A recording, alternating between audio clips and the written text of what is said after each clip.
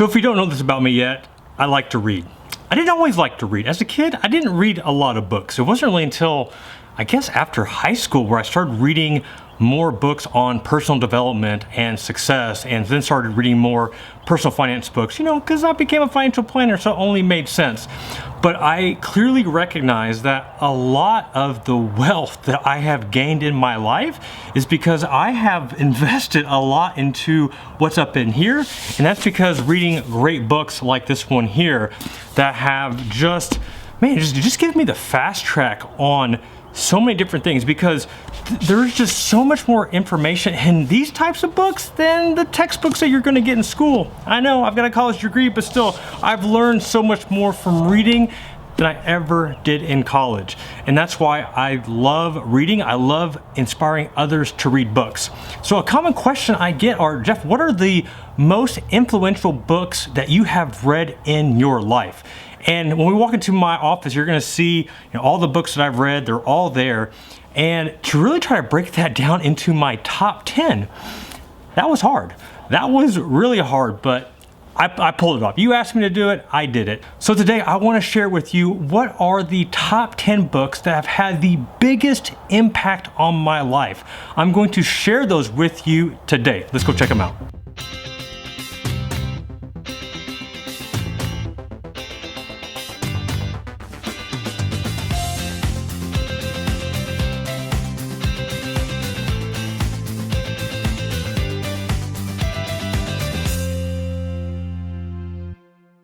All the time I get asked, Jeff, what is the best investment I can make? What is the investment that's going to allow me to leave my 9-to-5 job, that's going to make me millions? What's going to give me the most ROI on my money?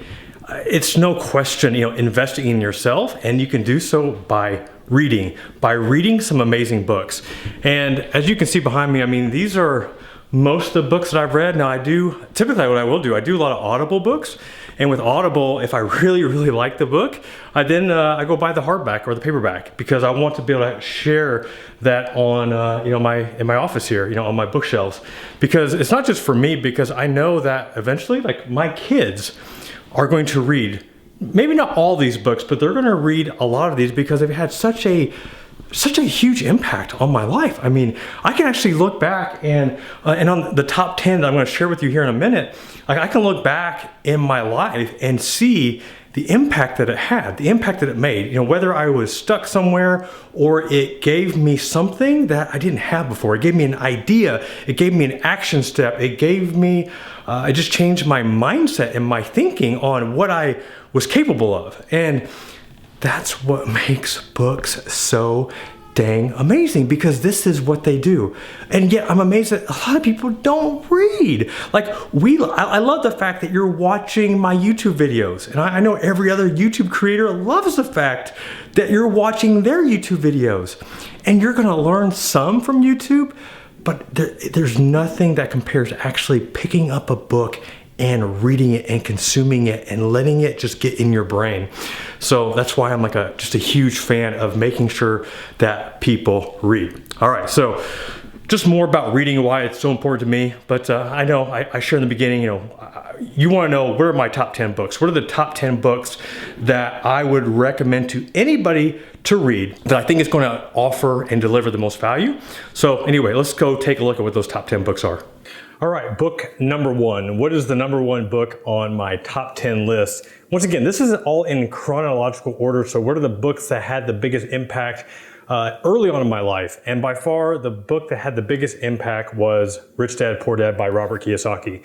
Now with this book, I think I just started becoming a financial advisor, and I was still in those early stages of wanting to become a successful, I won't say entrepreneur, because I didn't know what an entrepreneur was, but I wanted to be successful in business and didn't really know what to read, didn't know how to go about reading the right books. I didn't have really any mentors in my life, and I can't even remember who recommended this book, but I remember when I read it, it's one of those books where I couldn't put it down. I finished it in a few days. And from somebody that really didn't read a lot of books, to be able to finish that book that quickly just was, a testament to what this book is. Now, there's a lot of things about this book that aren't the greatest. I was young, I was impressionable when I read this book, but the big things for me was really just an awakening that there are other options out there than I have been told. In the book, he has his dad, which was the dad that told him to go to school, get good grades, and get a good job. And then he had his friend's dad, which was the rich dad, that was teaching him to become an investor, and have a business. And that there just was another way of thinking. And what I didn't realize is that this actually was a foreshadow of my future life, where I had to decide between the comfortable, steady job versus taking a risk and potentially making more money. And I'm going to share that in a future video. But it was that mindset shift that was huge for me, and especially with the cash flow quadrant that Robert talks about, where most people are on the employee side, the left side. Maybe you become self-employed, but then how do you actually become a business owner? Then how do you become an investor? And it was just making that mental shift of like, I don't want to work a 9-to-5. I don't want to be a W-2 employee. How do I shift myself to the other side? The book doesn't really get into those specifics, so that's, I think, where the book fails. But for those that have, like where I was, didn't even know that other options existed, that's why I love this book. So that's why I shared this with so many people, because it will get your juices flowing and just give you hope, a passion, a desire to want something more. All right, book number 2 is by the man Dave Ramsey, Total Money Makeover. And this is actually the original book. And it has my little Post-it notes where I marked where all the different pages that just really had just an impact on my life. And once again, I don't remember who suggested this book, but I do remember this was my first couple years of being a financial advisor. And when I read this book, I just absorbed it, because his baby steps, he outlines his 7 baby steps. And I was teaching a lot of that already, although I didn't have like the exact steps that he had. And I didn't say start $1,000 into emergency fund, but I did talk about emergency fund. And it just made it an easy reference for me to share with clients, like, hey, it's not just me that's saying this, like, check out this book. This book will show you, just like another voice that's, echoing the exact same things I'm telling them to do. And with this book, for those that are looking to get out of debt, I just remember, debt was such a large part of my story with my father, with my mother, and them struggling with debt. And to have so many different stories of people that were paying off crazy amounts of debt, $50,000, $60,000, $90,000 worth of debt, and just sharing like all those personal stories, really, man, it got me motivated to help others pay off debt. And I can't tell you how much Dave has had an impact on my life, wanting a passion to help others. Now, I will say that I agree with all his investment advice, but as far as paying off debt, that I think he's got it going on. And I love this quote by Dave. I think this is one of my favorite quotes by Dave. If you will live like no one else, later you can live like no one else. And why I love that quote is because I remember at the time, I think that's when I was still driving my 1998 Chevy Lumina that was paid for, that allowed me to invest into my Roth IRA, that allowed me to invest into my 401k. And at the time, I don't think that quote was out yet by him, but at the time, like, I was living like no one else, because all my friends had student loan debt, they had credit card debt, and they weren't saving for their future. They were just buying what they wanted to buy. They were enjoying, being graduated from college and just having some money to be able to blow on themselves. And Dave does not like car payments. And when I read that, I'm like, yes, finally there's somebody else that's on the same page as me, that totally just get why wasting money on a car payment, especially a new car payment, when we can't afford it because we're not investing in ourselves. That's why I love this book. And then just the last thing, at the time, like, there really wasn't anybody that had a biblical focus. Here we have a guy who's successful. He's been through the trenches, filing for bankruptcy, and he's teaching this from a biblical perspective. It was just like check, check, check. It was hitting every checkbox that I needed just to help others and to help myself. So that's why I love recommending Dave Ramsey, Total Money Makeover. All right, book number 3, and we're sticking with the personal finance theme. but this one, David Bach, The Automatic Millionaire. Now with this book, why this book really resonated with me at the time, I was deployed to Iraq. I was looking just, good books to read. And somebody had left this book. I guess a previous soldier that was deployed had left this book. Somebody else read it. Somebody else in my company read it. And they knew I was a finance guy. So that, hey, you might want to check this book out. And once again, it was one of those books where I read it in a few days. I just absorbed it. And before reading this book, just the idea of just setting up your investments automatically, paying yourself automatically without having to think about it. Most people don't do it. They don't take that first step. And once you get it set up, it's so dang easy. And that's what David Bach really talks about, how to become an automatic millionaire is that you just automatically pay yourself first. And then he really gets into one of my favorite concepts, the latte factor. And I don't remember the exact story, but I think it was somebody, a young person, I think it was a young female that basically was making the case that she didn't have enough money to invest. That she didn't have any spare money because she had bills, she had her expenses, she didn't make enough, whatever. And turns out, every single day she was buying Starbucks. Every single day she was buying, her $4.50 latte. And if you added that up, and if she actually would have invested that, she could have became an automatic millionaire. Now, a lot of people miss the concept, and David's even talked about this, where people think, so you're telling me I can't drink my coffee? Like, I need my coffee. Take a breath. It's okay. You'll get your caffeine. But it's not about buying coffee or not being able to buy your coffee. It's basically just trying to identify what are the areas in your life that you're spending or wasting money on stupid things that you really don't care about? And can you reposition that money where it's actually investing into yourself or investing for your future? And that's what the whole concept of the latte factor is just identifying what are those expenses that you shouldn't be spending your money on. The other big takeaway I got from this book was the concept of paying your house early, paying off your house early, paying off your mortgage early. And it just showed all these different illustrations in the book, which might not make as much sense in this present day if you have locked in a low mortgage or low mortgage rate right now.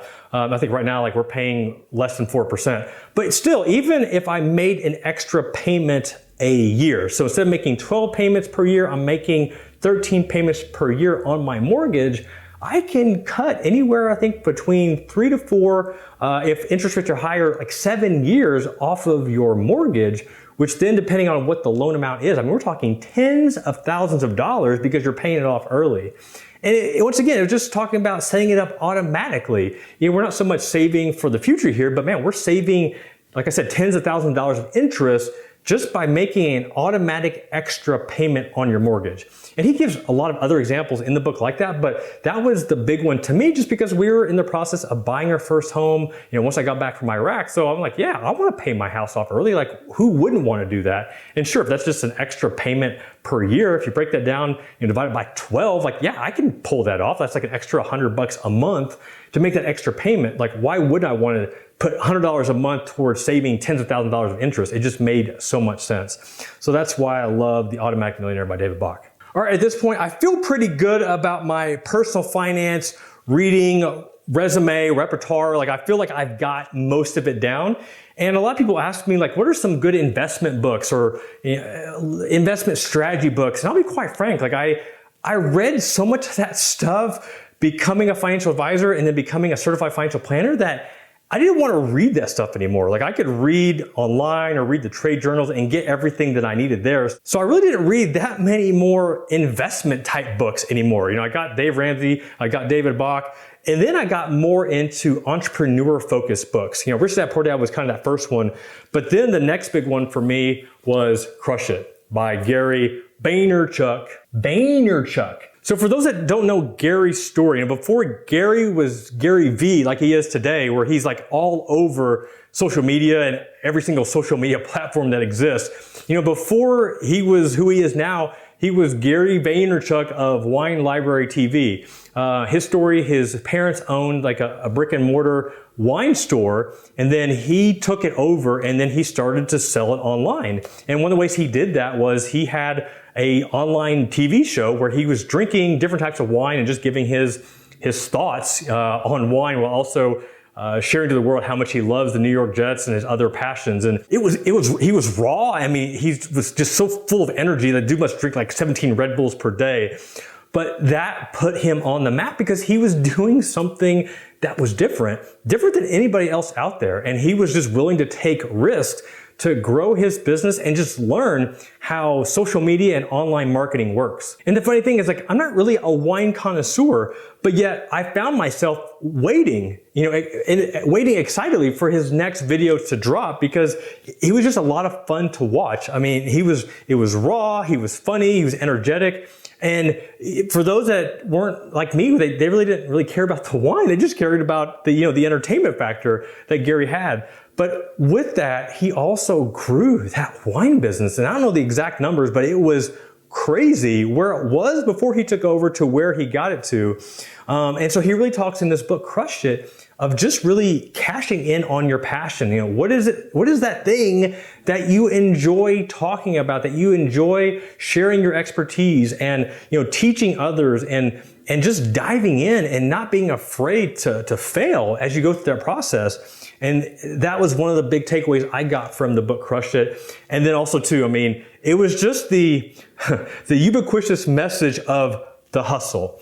Just making sure that you recognize that you might be the smartest, you might have the most resources, you might have received an inheritance, but if somebody's willing to out-hustle you, they're gonna beat you. And that's what Gary says, like, you might have a lot more than they be. You can't out-hustle me. You can't out-hustle a hustler. So if you're looking for a good inspirational read, Crush It by Gary Vaynerchuk is another one. Kind of like Rich Dad, Poor Dad, a lot of inspiration, a lot of motivation, not so much strategies or exact tactics, but definitely a lot of good inspiration to get you going. All right, number 5. Now, if I had to put one book at the top, I mean, it's close, but this is definitely one that's fighting for that top spot. And this book is The 4-Hour Workweek by Tim Ferriss. Where Rich Dad, Poor Dad, Crush It lacked in the strategies that you could implement. I mean, Tim Ferriss, I mean, he brought his game here. He brought his A game on The 4-Hour Workweek. So this was a time that, with this book, it was really about lifestyle design. For those that don't want to work the 9 to 5, that those want to do their own thing, and like Gary said, cash in on your passion. Tim gave some real life examples and also shared other examples of how to do that. How do you actually design your life around the things that you love, around travel? How do you actually start a business on the side that makes good money with minimal effort?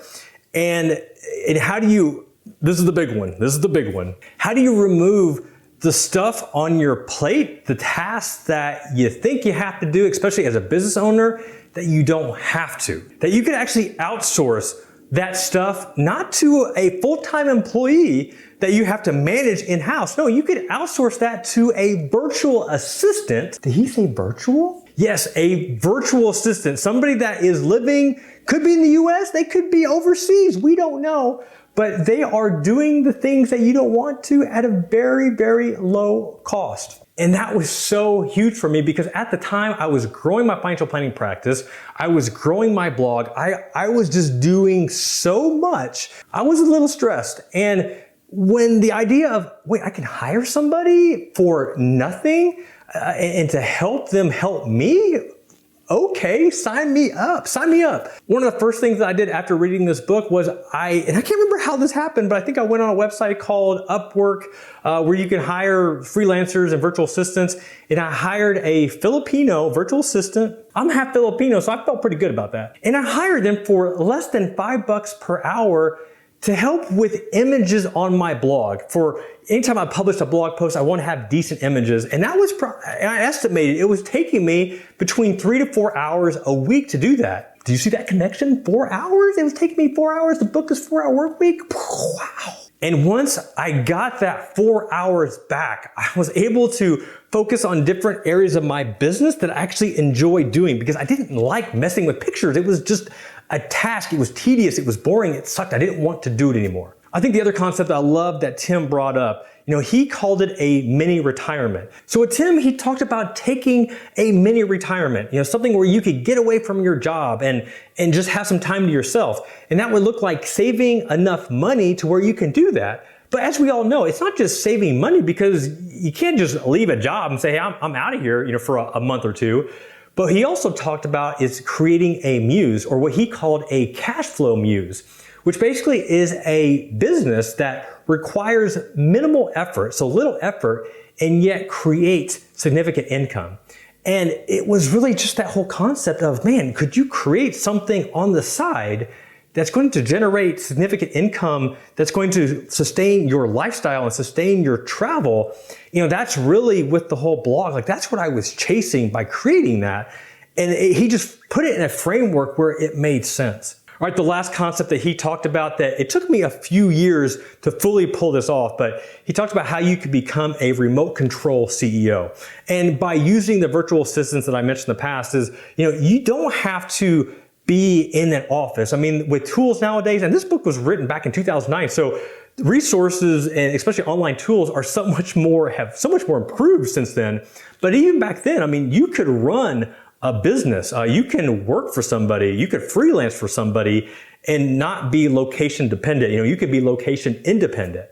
And this was kind of fun for me because it wasn't until about 3 years ago where I didn't want to be in the office anymore. Like, I wanted to either work from home, I wanted to work in a coffee shop. I didn't want to have to be tied down, feel like I'm shackled to my office.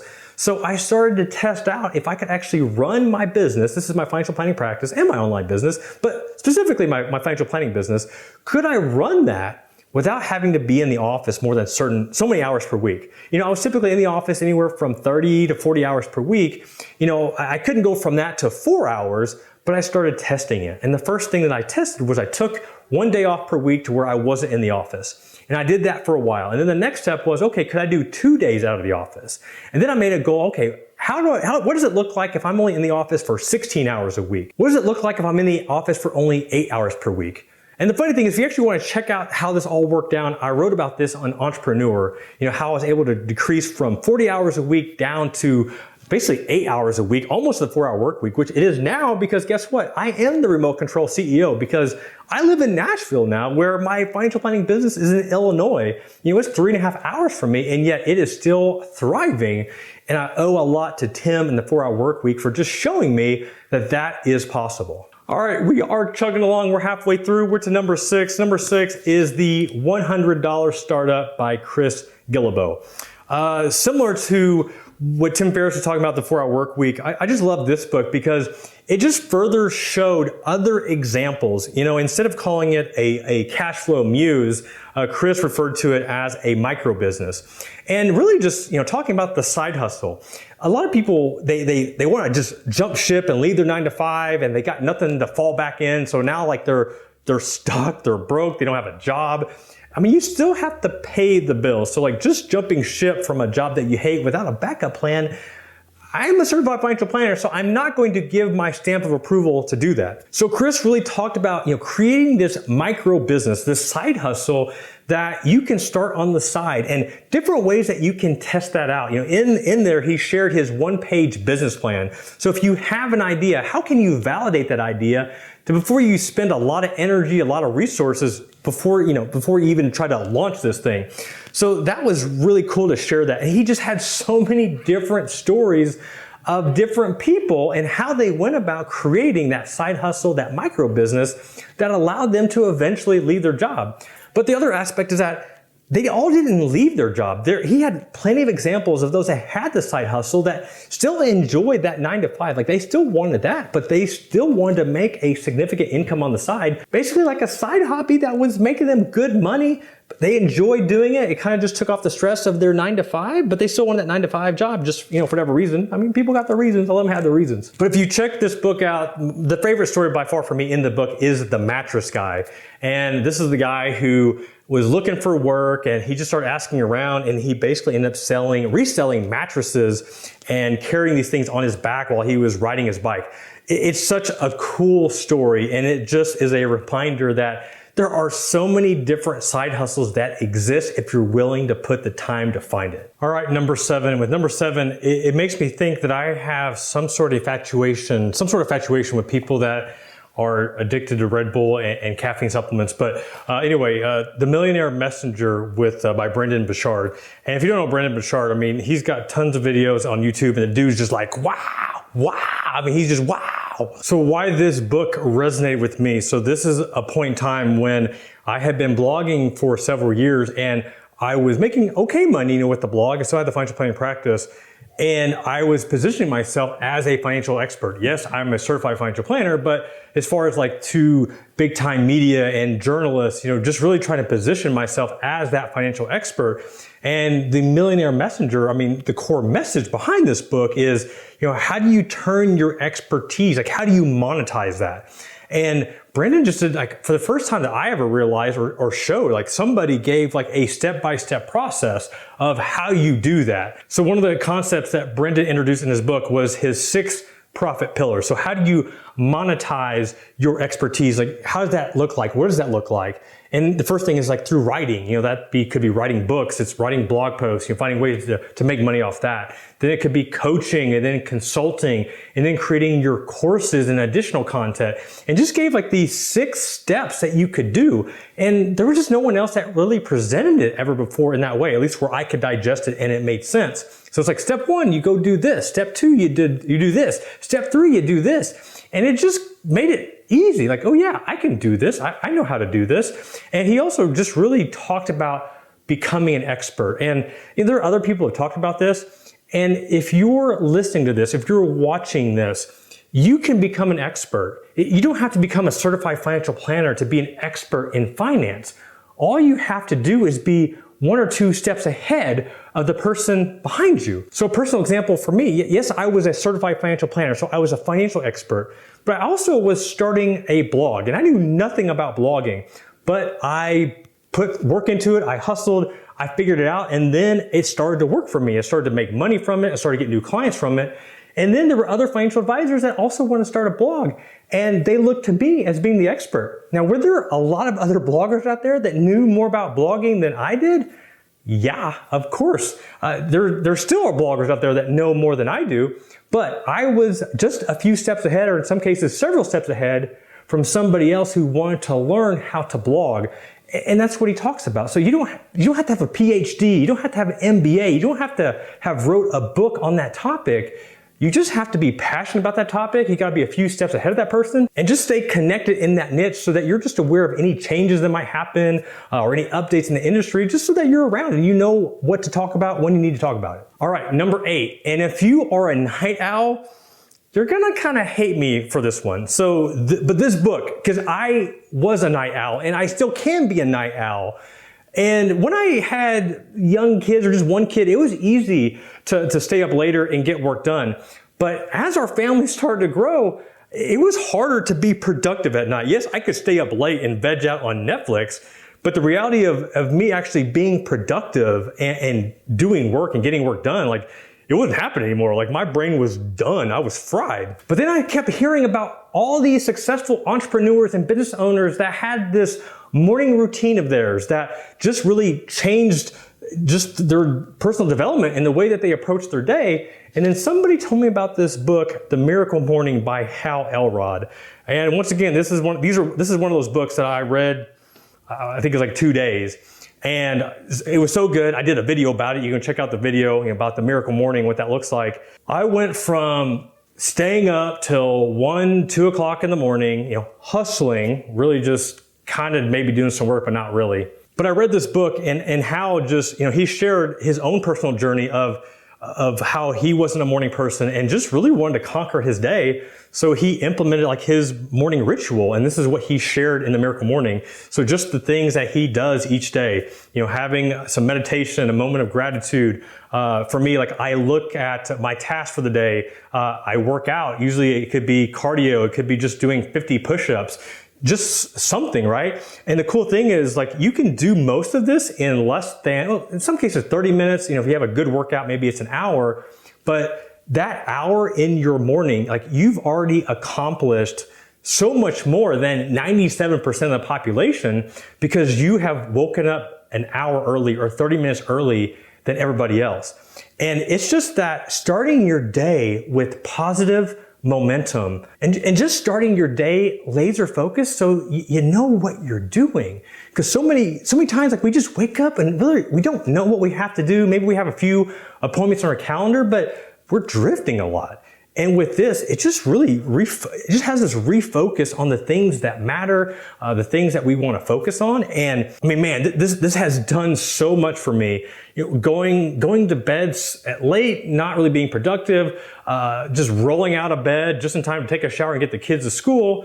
But now, I mean, it's not uncommon where I'm waking up at 5 o'clock, 5:30. There've been times I woke up at 4 o'clock in the morning. Yes, 4 a.m. And I wake up and I am just pumped. I'm energized. I'm ready to take on my day. Now, one of the things I did have to change is I did have to go to bed a little bit early, but instead of going to bed at 12 o'clock, 1 o'clock at night, it's 11 o'clock or 10:30, or if I'm really tired, maybe 9:30. Doesn't happen a lot though with 4 young kids. I am getting to bed earlier and just being intentional by waking up early and starting off with the Miracle Morning. All right, number 9, and I could actually choose 2 books for this one, but for this one, I'm going to go with Expert Secrets by Russel Brunson. He also has a .com Secrets. If you are newer to the online space, .com Secrets is one you should check out. Expert Secrets is another one. Very similar to the Millionaire Messenger by Burchard. Now with Russell, I didn't really know much about Russell's story, but Russell created a software program called ClickFunnels.